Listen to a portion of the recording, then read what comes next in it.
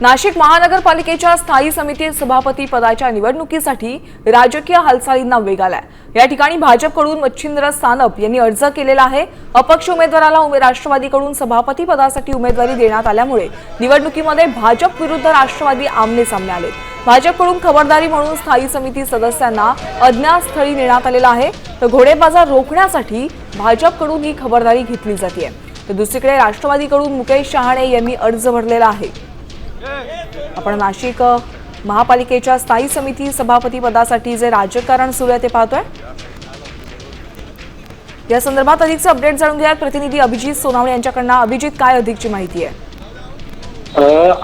येत्या बुधवारी 25 तारखेला नाशिक महापालिकेच्या स्थायी समिती सभापती पदासाठी निवडणूक पार पडणार आहे।